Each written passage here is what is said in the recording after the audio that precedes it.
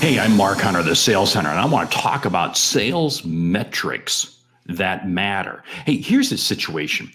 Too many salespeople, too many sales organizations have the belief that if it can be measured, we might as well have it as a metric. Or just because it's easy to measure, I guess it's a metric. False, wrong.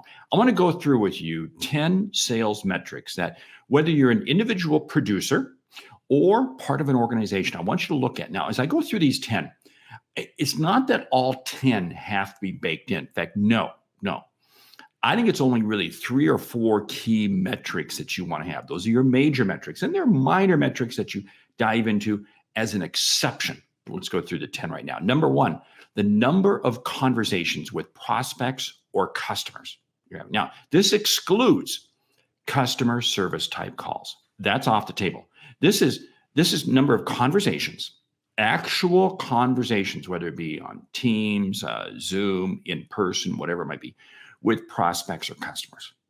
2, number of calls made to prospects. Now, this includes voicemail or a message left with a gatekeeper, okay? So in other words, hey, it means this is really the attempts, the number of attempts made to reach prospects. This is very critical because it's going to help you determine what is my process. What does my process look like?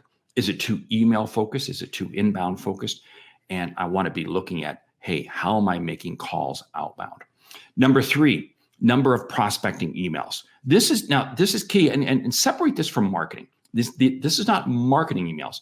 This is generated from salespeople because there's a specific issue happening there.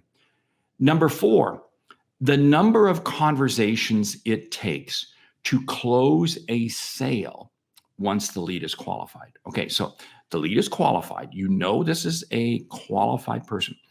What are the number of conversations it takes? This is a gamer. And the reason is because over time, you want to be able to decrease the number of conversations it takes, because it means you're getting more efficient. It means you're more dialed in on your ICP. It means this is absolutely key. And along with that, number 5, the length of time in days or months it takes to turn a lead into a customer. In other words, how long does it take? Does it take 3 months? Does it take 1 month? Does it take? This helps organizations, and this helps producers, individual salespeople, determine whether or not they have a chance on making their number. Because you say, look, I got a new quarter and I don't have enough in my pipeline. I got to go out and new prospects. Well, if my sales process takes 6 months, I'm out of luck. So this is absolutely key. And again, my whole objective is to be decreasing this length of time it takes. So it might mean that I need to simplify the offer. I need to look at a different way to approach the customer. Number 6, % of leads that ultimately become a customer. Huge. See, and again, because this is different from the qualified. Okay, this is different. This is number of leads. In other words, number of leads that come in that ultimately become a customer. This is going to help me determine whether or not my marketing efforts are good, whether or not I'm just getting a lot of garbage, because I may have a website, I may be doing webinars, I may be doing things that are attracting people that just don't become a customer. So again, I want to be looking at that. Number 7, % of offers made that never result in a sale. Now, you don't want it to be where 100% of your offers made turn into sales. It means I'm not bringing enough people to the dance, but I also don't want to be down at 10%. So I want to be measuring this. There is no magic number, but I always like to say that it's within 50 to 65% is where I kind of want to be. Okay. Number 8, % of leads that fail to ever engage. In other words, I've got a lead. For some reason, this is a lead, but I was never able to get them to engage. This is going to tell me how good my initial efforts are, my initial communication, my initial cadences, what's happening there.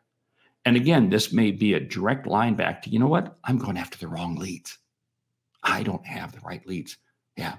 Number 9, % of new customers who generate a second sale within 90 days of the first purchase. This is key. This really is a measure of customer satisfaction. This is a measure of whether or not I'm able to land and expand. This is key. This is a keeper. And along with that, number 10, percent of new customers who provide a valid referral within the first 6 months.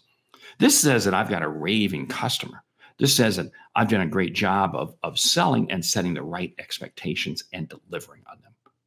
Hey, what I went through with you is I just went through with you 10 metrics, and I want you to take a look at them. Go back, listen to this again, and determine which ones fit for you. You may need to wiggle and shake. Like I said, there's probably only 3 or 4, maybe 5 that you really want to play as your majors.